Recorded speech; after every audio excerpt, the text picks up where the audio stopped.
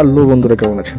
আশা করছি সবাই ভালো আছেন। আর আজকে আমি রয়েছি পুরুলিয়াতে, আর পুরুলিয়ার এক সুন্দর দুর্গা মন্দির পরিদর্শন করিয়ে আপনাদেরকে দেখাবো।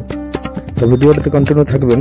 আর যারা ভিডিওতে নতুন তাদেরকে বলবো যে চ্যানেলটিকে সাবস্ক্রাইব করে বেল আইকনটি প্রেস করে দেবেন পরবর্তী ভিডিও দেখার জন্য। আর ভিডিওতে কন্টিনিউ থাকবেন। আর আজকে আমি আপনাদেরকে দেখাবো পুরুলিয়া জেলার সুবিখ্যাত এক দুর্গা মন্দির, জেলাপাড়া দুর্গা মন্দির।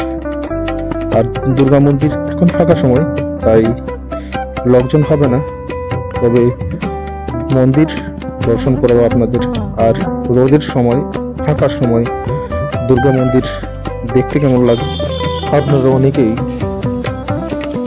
যখন পুজো তখন এই মন্দির দর্শন করেছেন, কিন্তু এখন আমার ফাঁকা সময় আপনাদেরকে দেখাবো যে ফাঁকা সময় কেমন লাগে এই মন্দির। আর চারপাশটার জায়গাগুলো সব এই সেই মন্দির। আর তার সামনে এই মন্দিরের জায়গা, চারদিকে পেন্টিং করা রয়েছে দেওয়ালে। আর মন্দিরের দরজা এখন বন্ধ।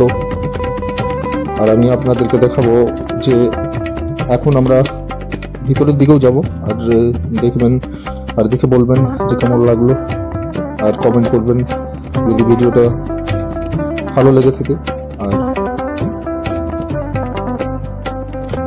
এই সেই সামনের যে ফ্রন্টে